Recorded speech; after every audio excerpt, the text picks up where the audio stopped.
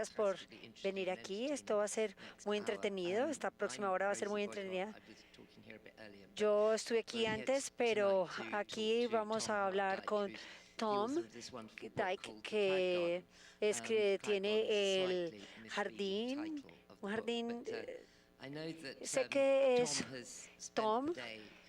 Hoy ha estado en el jardín botánico aquí cercano, mirando específicamente las orquídeas, pero usted oyó hablar del Jardín Botánico de Medellín la primera vez en un lugar muy distinto al que usted está sentado ahorita, ¿verdad? Buenas noches, sí, fue hace 14 años, Rosie, cuando estaba tratando de encontrar unas orquídeas raras en el límite entre Panamá y Colombia en el año 2000, y fue la experiencia más extraordinaria. Mi vida fue cambiada completamente. Estuve en el lugar más paradójica, estuve en el tapón del Darién y llegué al lugar más miedoso del mundo después de estar allí. Y nunca olvidaré el 16 de marzo a las 11:57 de la mañana del año 2000. Nunca lo olvidaré cuando yo y Paul Winder, un amigo con el que yo estaba buscando estas orquídeas, fuimos al Darién y nos secuestró el grupo de guerrilla colombiana. Nunca lo olvidaré. Y durante la captura, donde el secuestro, ellos me decían: Tomás, tienes que ir a Medellín para que veas el Festival de Flores. Nunca lo olvidaré, que siempre me decían esto. Entonces, devolvámonos un poquito a ese lugar. Obviamente, las mayorías pensarían que usted estaba loco de haber ido al tapón del Darién. Y usted lo confiesa así. Pero usted tenía una opción con las orquídeas desde que usted era pequeño, ¿verdad? Sí, las orquídeas comenzaron a los 3 años. Mi abuela me regaló un tipo de orquídea, dos tipos de orquídeas del Perú y de partes de Ecuador, y mi abuela era maravillosa. ¿Ella le gusta mucho la jardinería? Sí, ella era una jardinera, era una mujer extraordinaria, y gracias a ella nunca he mirado hacia atrás. Era mi mejor amiga de 60 años, y gracias a ella, mi mejor amiga, me interesé en las plantas desde muy joven y crecí y la seguí viéndolas. Usted ha ido a muchas partes del mundo antes de llegar a Centroamérica, ¿verdad? Sí, estuve todo un año en Australia y un año en sureste de Asia, recolectando orquídeas en Laos, en China, Camboya, Malasia y Singapur. Pero también en Australia, en Tasmania, en la parte sur de Australia y en el territorio del norte, justo en el norte de ese gran continente, recolectando semillas de otras plantas como acacias, eucaliptos, y luego la urgencia magnética, la succión que yo tenía de ir a estos lugares y ya llegar al tapón del Darién. Yo había escuchado mucho sobre las orquídeas de allí. Bueno, entonces, ¿qué hay con las orquídeas? Antes de que nos cuentes la otra historia, ¿por qué tan fascinante? Mire, es la familia más grande de plantas que florecen en el mundo. En todas partes hay orquídeas, excepto en la Antártica. Hay 7 orquídeas en el Círculo Antártico. En el Reino Unido hay muchísimas, pero en Colombia y Panamá hay miles de variedades, y el tapón del Darién es un lugar particularmente espectacular si usted lo sobrevive. Entonces, ¿cómo terminó usted allí? ¿Usted se encontró con este hombre, Paul? Sí, en 1999 me encontré con Paul Winder por primera vez en el sureste de Inglaterra, en Essex. Es una persona sorprendente y hablamos sobre el tapón del Darién. No sabíamos mucho de él, solo de plantas. Sabíamos que era un sitio que la UNESCO protegía por ser un sitio muy especial en el mundo, y es un sitio de una biodiversidad extraordinaria. Y Paul me dijo: ¿qué tal si vamos? Es una caminata de 2 semanas desde Panamá hasta Colombia. Y sabíamos que no era un lugar seguro, sabíamos que políticamente no era un lugar seguro, pero lo único que pensábamos era en las orquídeas y en todas las especies que íbamos a ver. Entonces mi abuelita me inspiró. Pero muchas personas le advirtieron, ¿verdad? Le dijeron que este era un lugar para que no se debía ir. Sí, la policía de Panamá nos dijeron, usted puede ir, pero bajo su propio riesgo. El año 2000 era aparentemente un año muy malo por los problemas que había en los límites entre Colombia y Panamá, pero las orquídeas, Rosy, simplemente me atrajeron y la verdad fueron sensacionales. Entonces, ¿qué pasa en los primeros días? Bueno, a principios de marzo de 2000 llegamos a la ciudad de Panamá.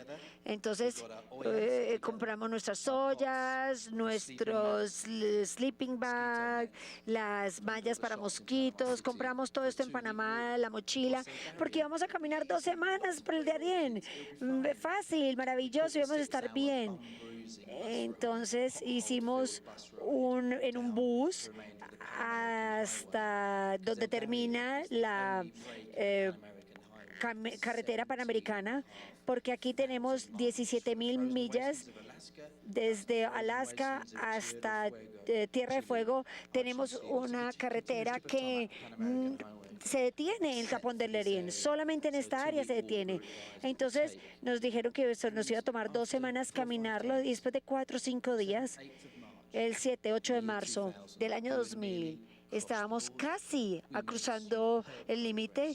Habíamos hecho un gran progreso. Estábamos ya muy tranquilos en un sitio extraordinario para ver las orquídeas. ¿Qué tipo de orquídeas vieron?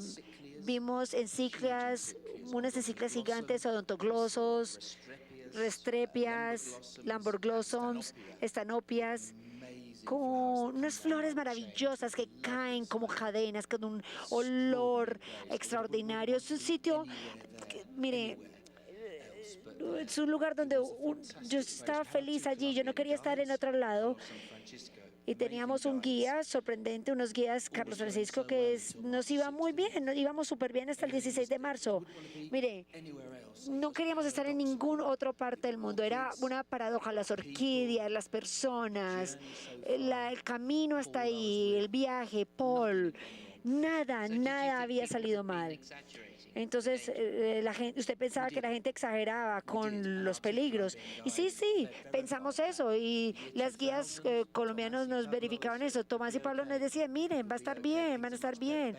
Las cosas están mucho mejor ahora que en 1995, 1996, 1997. Va a estar todo bien. Este es el año de las Olimpiadas. Bueno, ¿y qué pasó este día? Ese es el día del cumpleaños de mi hija. El 16 de marzo a las 11:57 de la mañana del año 2000. Nunca lo olvidaré. Llegamos a este claro del tamaño de este sitio donde estamos aquí. Teníamos plantas que caían de los árboles, orquídeas que bajaban de los árboles. Yo estaba en el 3er puesto, Paul está en el 4º puesto. Él está distraído. Carlos y Francisco iban adelante, primero y segundo lugar. Y como les digo, no queríamos estar en ninguna otra parte del mundo excepto allí, hasta ese minuto cuando estos 2 hombres, 2 jóvenes de 15, 16 años, con sus armas, nos dijeron, tírense al piso, tírense al piso. Entonces los guías colombianos se tiraron al piso y literalmente nosotros hicimos esto. Porque cuando vemos que vienen hacia nosotros rápidamente, simplemente hacemos esto, pusemos las manos por detrás y sentimos estas M16 en nuestras cabezas. Nos quitan todo y nos hacen marchar por la vía a donde venimos. Nunca volvimos a ver a los guías colombianos. Nunca, no. Ni ustedes saben qué pasa. Yo creo que están bien, realmente no lo sabemos. Creemos que siguen vivos, pero no lo sabemos, realmente no sabemos. Y primero los llevaron ustedes a un campamento. Sí, nos secuestraron en Panamá. Estábamos en Panamá. Y durante los siguientes semanas pasamos de campamento en campamento en un estilo errático. Ahí nos iban llevando de campo a campo. Y en esas etapas había 15, 16 adolescentes realmente, niños, niñas. De pronto algunos tenían 20 años.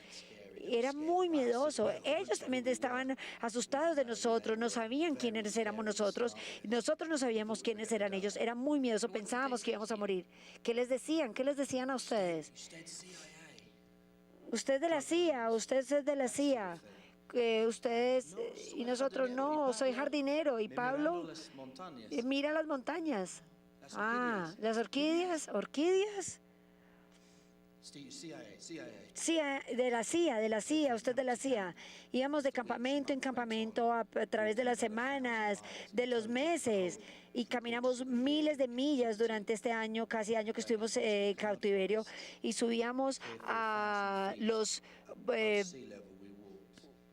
selvas, entre las nubes, ahí eran y allí es en donde las orquídeas eran más maravillosas. No se lo recomiendo, no se lo recomiendo. Que agradezco que no me lo recomiendan, no, pero realmente, gracias a que nos secuestraron, vimos las plantas más extraordinarias. Bueno, sería razonablemente fácil sentarse aquí y decir eso, pero usted les preguntaba a ellos quiénes eran. ¿Cuáles eran sus políticas? ¿O ellos buscaban dinero? Miren, no les queríamos preguntar demasiado.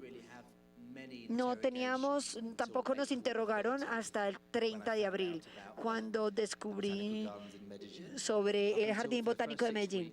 Las primeras 6 semanas, sí les preguntamos una vez quiénes eran y nos dijeron que eran los policías de la selva. Eso era todo lo que ellos eran. Pero querían saber nosotros quiénes éramos. No creían que yo era un jardinero y que mi amigo era un montañés ellos querían que nosotros les dijéramos que éramos de la CIA, queríamos que les dijéramos esas cosas. Pero escribir una carta, ¿verdad? Un cuento con ellos que querían millones de dólares de ustedes. Sí, el 30 de abril, nunca lo olvidaré, nunca lo olvidaré. Nosotros les dábamos nombres y entonces le decíamos problemas, vienen problemas. Era un bajito, tenía granadas y revólveres y tenía una bandana en su cabeza, no lo podíamos reconocer y le faltaba un ojo. Y llegaban las moscas allí. Era una persona sorprendente y se sentó en una piedra. Durante 9 horas me interrogó y me dice, ¿usted es de la CIA? No, yo soy jardinero, busco orquídeas. ¿Y usted es de la CIA? No, señor. Y estas fueron horas y horas, horas y horas. Comimos sopa, tomábamos cosas, era amable conmigo. Y me dice, escríbale una carta a sus padres. Entonces le escribimos una carta pidiendo 5 millones a cada uno, nos cortaban la cabeza. Estas cartas nunca llegaron a casa. Hasta esta hora no sabemos hasta dónde. De pronto estas cartas ni siquiera salieron de ese campamento, pero ese día no lo olvidaré. Ese día me dijo, ¿por qué vinieron aquí, Tom? ¿Por qué vienen al Darién? Cuando ustedes pueden ir a Medellín en marzo y abril. Y vale solo $5 ir a la fiesta de Medellín. ¿Por qué viene aquí al Darién? Él le dije, me gustan las orquídeas. Y en ese punto, yo dije, muy bien. Él no me creía. Entonces me paré y fui a todos los árboles y le dije, mire, aquí hay nuevas especies. Y le traje orquídeas al campamento para que él supiera por qué estaba allí. Y le puse nombres a estas especies en honor a mi abuela. ¿Le creía? No. Usted hacía jardines en los campamentos, ¿verdad? Sí. Una de las maneras de manejar la situación, de mostrarles que yo era un jardinero, de mostrarles a ellos que por eso era que yo estaba allí. Ellos no me creían al principio. Y entonces fue como de campamento a campamento, fui y veía estas sorprendentes orquídeas, entonces construía jardines y me dejaban construir. Entonces hacíamos patrullas de orquídeas, las odiaban. Ellos odiaban estas patrullas de orquídeas. Y Will Smith, había uno que le decíamos Will Smith, era un poquito más bajito, pero era igualito a Will Smith y era extraordinario. De campamento a campamento construíamos estos jardines y llevábamos estas orquídeas a los campamentos para mostrarles quién era yo y para volver más hermosos estos campamentos. Poe pensó que nos iban a matar, que nos iban a fusilar. Los colombianos y los panameños decían, Tomás, Tomás, por favor. No, no haga más jardines de orquídeas, por favor. Usted es un bobo, por eso. Y yo, sí, señor, bobo.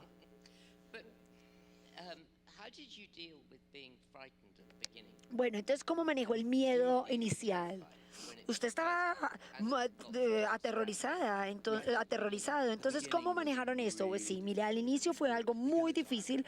Pensábamos que íbamos a morir, básicamente, y que nos iban a acabar. Teníamos las pistolas en la cabeza, nos poníamos blancos.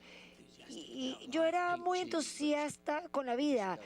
Y de pronto simplemente había mucha gritería, cerrábamos los ojos y teníamos esa M16. Luego nos quitaron todo, nos amarraron. No sabíamos si a los guías los habían matado o no. Y luego nos llevaron. Miren, esto fue el momento más miedoso.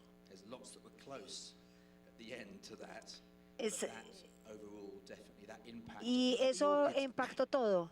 Miren las orquídeas y de pronto ya estábamos en el suelo. Entonces, ¿qué ocurrió los primeros días? ¿Cómo los trataron? ¿Tenían la sensación de que querían que ustedes estuvieran vivos?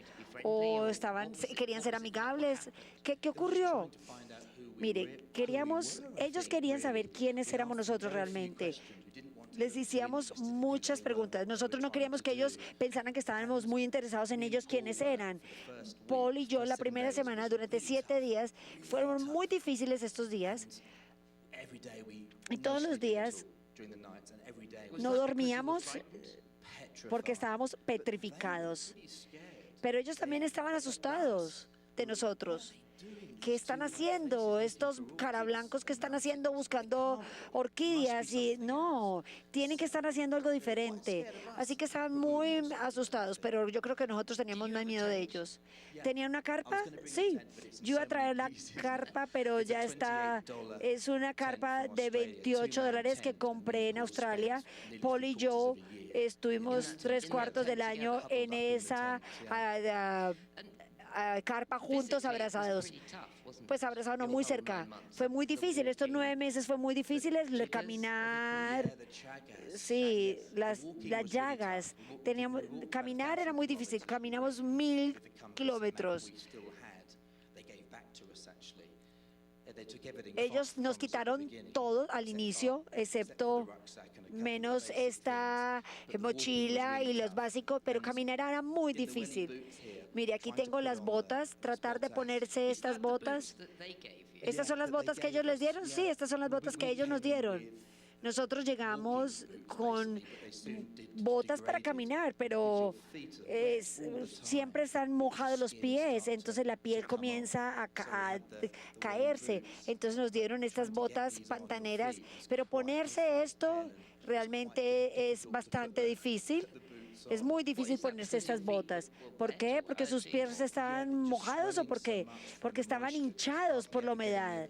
Era muy difícil que los pies se secaran. Rara vez podíamos usar estas chanclas porque a veces no nos quedábamos mucho en un campamento, no estábamos moviéndonos. Y cuando uno camina en el pantano, sacando los pies del pantano, la gente iba muy rápido, ellos eran muy fuertes y Paul y yo caminábamos tras ellos y era bastante difícil. Y cada pisada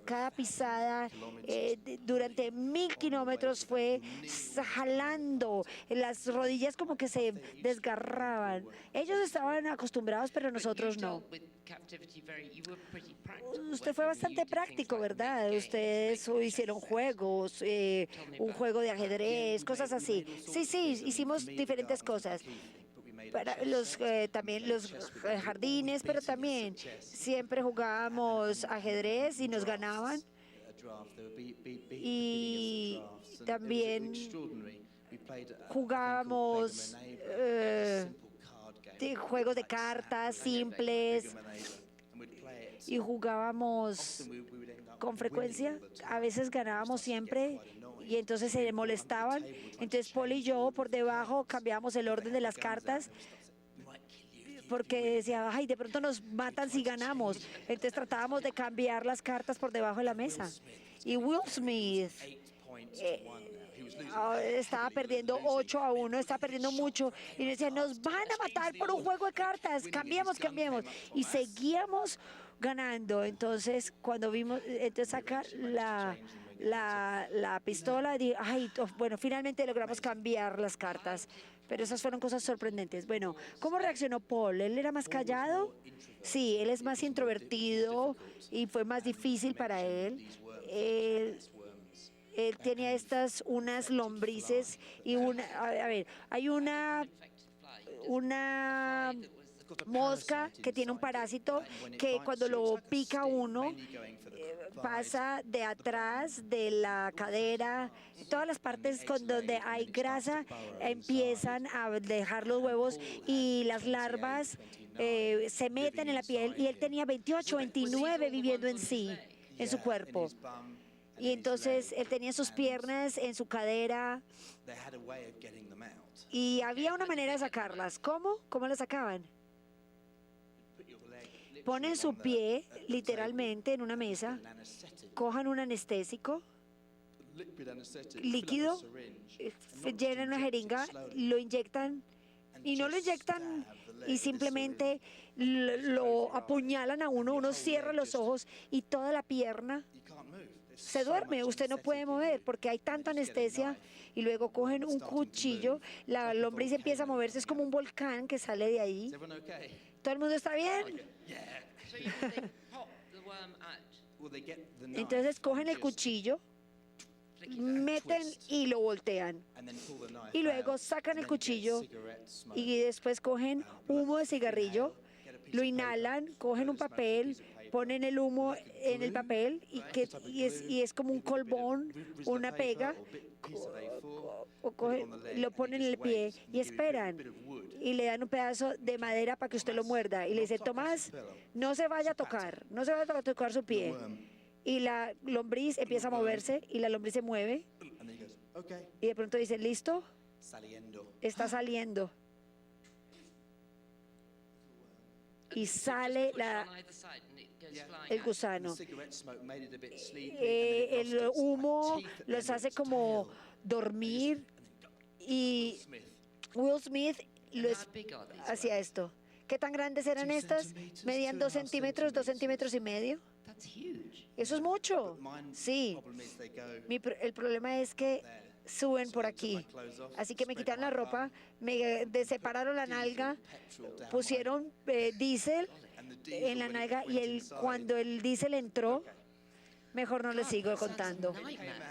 En conclusión salió, ay, es una pesadilla, sí.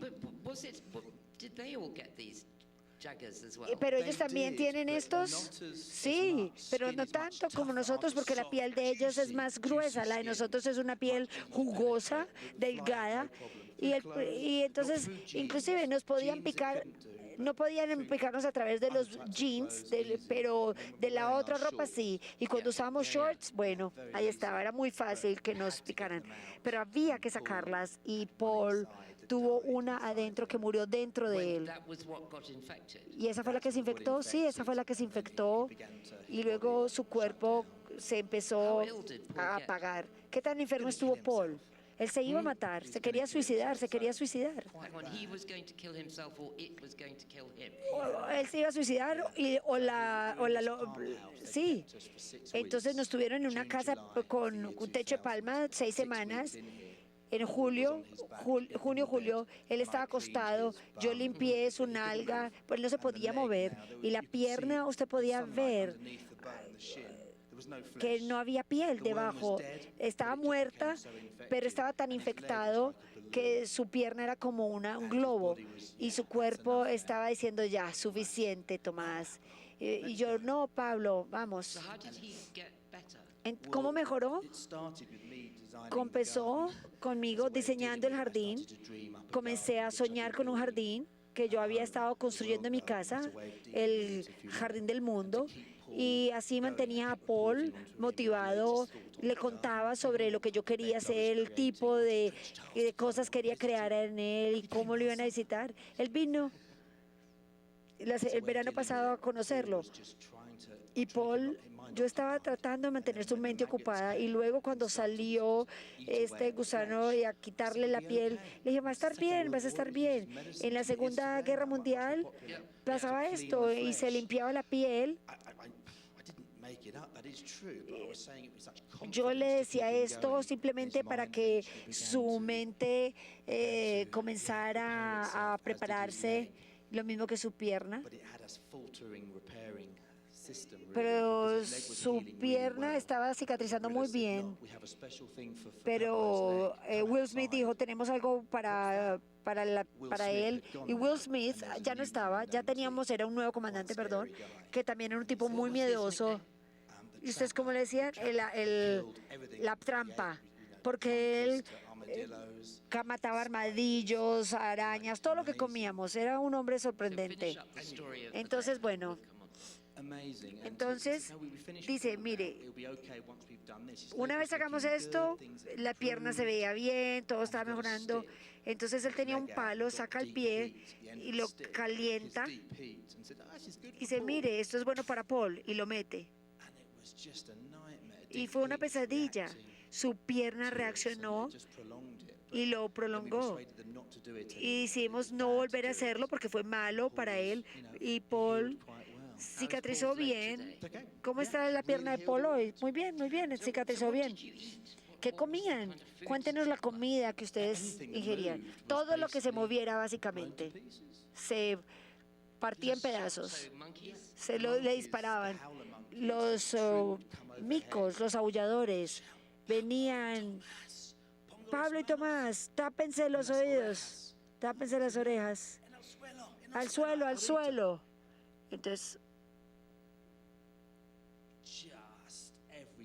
y todas las balas. Y había una pausa y mis oídos. Entonces, ¿qué? Los micos caían como lluvia del árbol, sí. Caían hojas como el otoño. Había un silencio y luego caía una mano, una cabeza.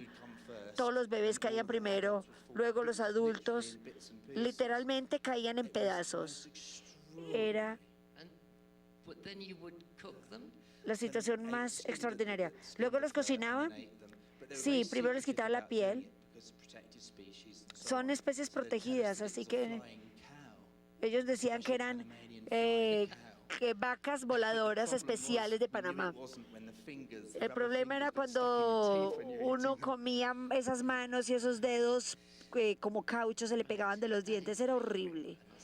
Sí, eso era horrible. La verdad, asqueroso. Lo siento.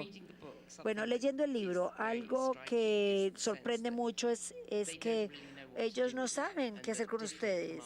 Y los diferentes comandantes de los diferentes comandantes llegan y no saben qué hacer con ustedes. ¿Ustedes tienen una idea clara de que ellos qué querían políticamente en algún momento?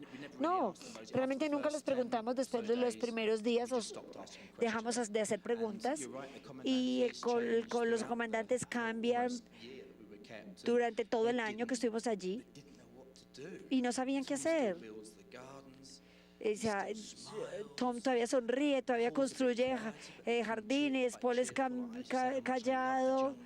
Yo siempre les decía que me encantaba la jungla y los volvía locos. Y era una estrategia, sí, era una estrategia. Bueno, es partemente es cierto, pero obviamente yo también quería volver a casa, pero era una estrategia para manejar esta situación, una estrategia que yo tenía. Ustedes quería que ellos fueran amigables también. Claro, queríamos humanizarlos. Síndrome de Estocolmo, sí, queríamos manejarlos, si quieren decirlo de esta manera. Y funcionó. Por eso estoy aquí hoy hablando sobre el tema con ustedes y contigo. Solamente que nunca pensamos que iba a terminar como terminó, así de repente, de la nada. Pero creo que debido a la actitud positiva y que sí, gracias Señor, por favor, muchas gracias. ¿Nunca tuvieron discusiones con ellos? No, particularmente no. Únicamente cuando estaba muy mal la pierna de Paul y había que caminar 6 semanas y había una mujer pegándole en la pierna. ¿Por qué? ¿Por qué le pegaban? Les encantaba para ver cómo reaccionaba. Entonces tratábamos de no reaccionar y él reaccionó varias veces. Pero es que es muy difícil no reaccionar. Usted está ajustando su mente, está tratando de ser positivo. Miremos la orquídea, señor. Orquídeas.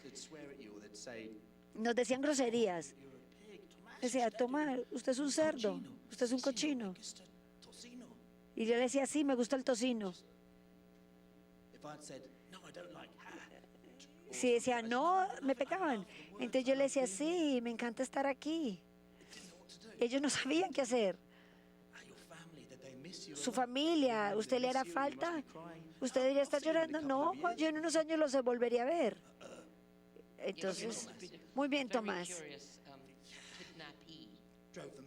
Eso los volvía locos, los volvíamos locos. Entonces, ¿cómo terminó todo? Salió así de la nada, de la nada. Estábamos en el campamento, teníamos unos relojes a Casio y unos radios transistores. Y estaban muy aburridos, todos estaban muy enojados. Y uno piensa, ay, eso es malas noticias. Pero Paul y yo decíamos, muy bien, nunca habían estado así de aburridos. No directamente a nosotros, no nos pegaban, sino que se sentían mal. Había alguien llorando. ¿Y por qué pensaron que era bueno? Porque nunca habían reaccionado así. El comandante viene, apaga el fuego, un gran fuego, y le pega, y se le pega el fuego, se empieza a prender su bota, entonces él está todavía más molesto, muy molesto. Y entonces nos dice, váyanse a casa. Llegó un mensaje de algún lado, sí, salimos del campamento, 2 horas después vuelve. Y Paul y yo decíamos, nunca habían reaccionado así. Nosotros habíamos tenido todo menos esta. Entonces decíamos, esto no puede ser malo. Pensando que nos iban a cambiar con otro grupo, que de pronto eso iba a pasar. Pero Paul pensaba, no, vamos a casa. Yo no. Eso es algo muy optimista, pensar en esto, en vez de pensar que los iban a matar. Pues Paul decía, no, vamos a casa, decía Paul. Y le dije, Paul, ha pasado cosas así. Y Paul decía, pues ya nos hubieran matado. Y nos dice, mire, cojan todas sus cosas. Nos devolvieron todo, todo. Cuando yo te digo todo, Rosy, es todo. ¿Todo es esto? Sí. Mire, la agenda, mi Biblia, antes... Me decían, antes de matarlo puede leer, pero no, nos devolvieron esto, nos devolvieron $3,000 en tarjetas de créditos, cámaras, cheques de viajero, la tarjeta Mastercard, la Visa, todo. ¿Por qué creen que les devolvieron los cheques de viajero? Pues los guardaban en una bolsa para que no se dañaran con la humanidad. Y mire, hace 10 minutos nos iba a matar y está guardando todo esto. Y Paul decía, no lo puedo creer. No puedo creer esto. Pero vámonos. Entonces un guía nos llevó a donde nos liberaron y salimos. Y reconocimos el lugar. Era a unos cuantos minutos de donde nos secuestraron. Entonces ustedes volvieron a Panamá. Sí, estábamos en Panamá. Nos regresaron a Panamá. Cruzamos. Hay una piedrita que dice, bienvenidos a Colombia. Es una pequeña piedra. Ese es el único signo que hay en el Darién.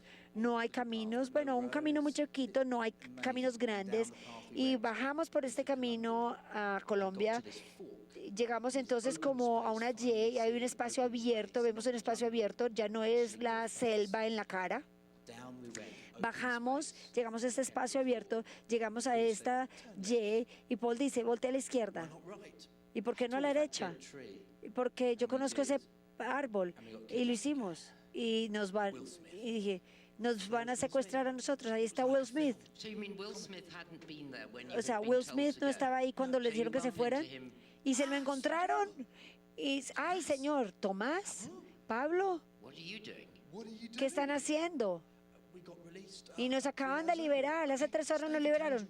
Ah, bueno, entonces vengan, coman mandarinas y queso. Feliz Navidad, Tomás, Pablo, coman mandarinas, queso. Tenemos tenemos pavo. Y le dijimos, queremos volver a donde la familia. No, Tomás, usted se va a quedar aquí. Ok, perfecto. Entonces dormimos esa noche, nos dieron queso, wow, mandarinas, maracuyá, moras. Fue sorprendente. Y dice, mire, Tomás, por aquí se va y al siguiente día nos liberaron otra vez. Y tuvimos un guía que solamente tenía un ojo y sabíamos que iba a ocurrir. Yo lo sentía, sabía que venía. A medida que bajamos por esta hermosa vista, ya vamos caminando 2 horas, empieza a llover, el camino se volvió más estrecho y la selva más densa. Y le íbamos a preguntar algo y nos volteamos. Se fue, se perdió. Y vuelve y hace una Y. ¿Derecha o izquierda? Izquierda. Bajamos a un pantano y era invierno. En verano estaría seco, pero era invierno. Esto era una zona muy densa, sí. Eran pantanos, teníamos pantano hasta aquí y teníamos mosquitos que nos picaban. Y teníamos un machete pequeñito para cortar los árboles para poder caminar. ¿Por qué tenían un machete? Que encontramos un machete en una de las casas de los... y robamos también cosas de nuestros captores durante el año para poder escapar, porque planeábamos escaparnos. Teníamos comida, otro pedacito de machete, fósforos. Pero nuestro cuerpo, ya después de 5 o 6 días, estábamos durmiendo en el agua, entre los árboles, con las raíces en el medio. Paul, le dije, yo ya no puedo más, literalmente, ya no puedo más. Y ustedes no tenían ni idea dónde estaban. Estábamos absolutamente perdidos. Dábamos vueltas en círculos, estaba inundado y cada 5 minutos nos perdíamos. Entonces, ¿qué hicieron? Paul se volteó y me dijo, ¿sabes qué? Sé qué vas a decir, Tom. Sí, vamos a tener que devolvernos a pedirles direcciones. Entonces, eso fue lo que hicieron. Y sale Will Smith. Tomás y Pablo, por favor, váyanse.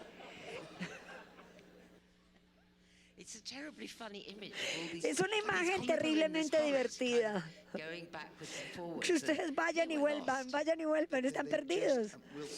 Will Smith decía, Dios, usted es un problema, Tomás. Sí, señor, estamos perdidos. Ay, muy bien. Entonces nos dieron un mapa, entonces ya volteamos a la derecha en vez de la izquierda. Y a los 2 días, allí estábamos. Y a medida que salíamos, nos dieron dinero. Mira, nuestros captores nos pagaban para que nos fuéramos. 11,000 pesos. Para que tuvieran, para que compráramos Coca-Cola. No había lugar para comprarla, pero bueno, por favor, váyanse. ¿Cómo se sentían cuando ustedes llegaron a Pave, a ese pequeño pueblo?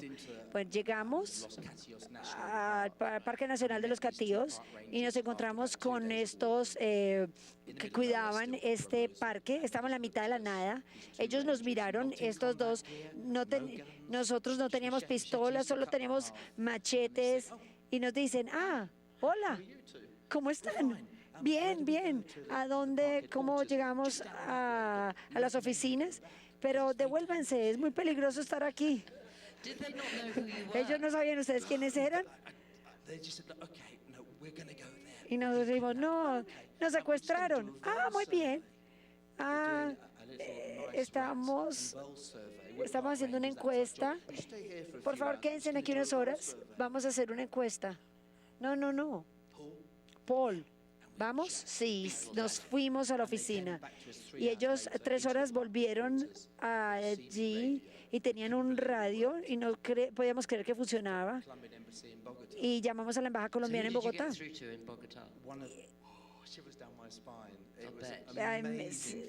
Fue un sentimiento sorprendente. Esto fue el diciembre 19-20 y fue algo sorprendente. El hombre en el teléfono nos dice, no, esta debe ser una charla, una llamada, porque ellos murieron hace muchos meses. Ellos murieron hace mucho. ¿Usted no escribió esto en el libro? No, no, porque había muchas cosas para poner. Esto no lo pusimos en el libro. Y entonces el cuidador del parque se voltea y nos dice a Paul y a mí, no, ellos están aquí, están sentados. ¡Pip! ¿Aló? Tuvimos que volverlo a llamar. Y el hombre dice, mire, es verdad, ¿quiere hablar con ellos? Y dijimos, Paul, háblele usted, háblele de la embajada, porque creían que era un chiste. Les hablamos y el hombre estaba absolutamente sorprendido. Decía,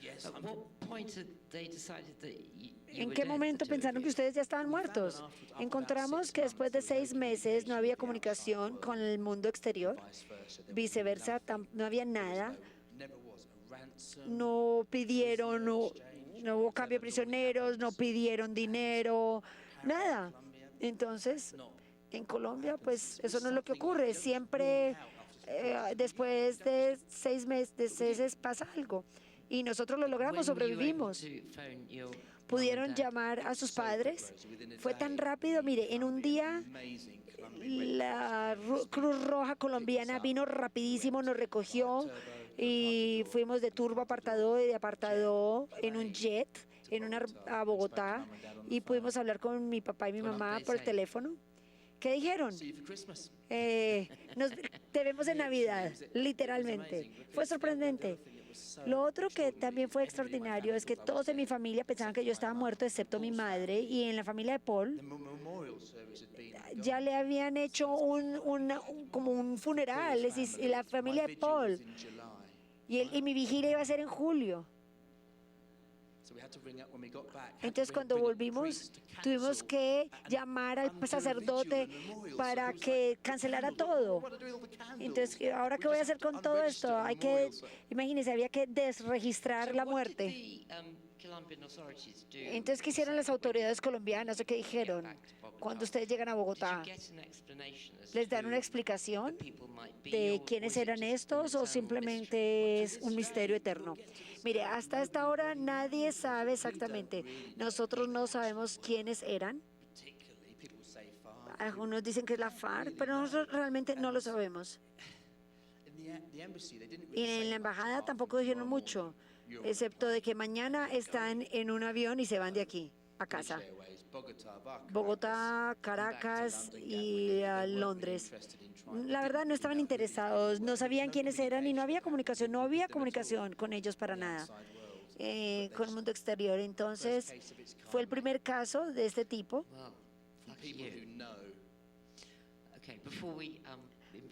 Antes de invitarle a la audiencia que haga preguntas, a ver, cuando usted regresa, usted está en un castillo que pueden ver aquí. Aquí hay unos brochures. Está en el castillo de Lowlandstone. Y usted escribe de que usted les da su dirección, pero no se da cuenta que vivir en un castillo quiere decir que usted tiene dinero. Sí, yo podría todavía estar allí.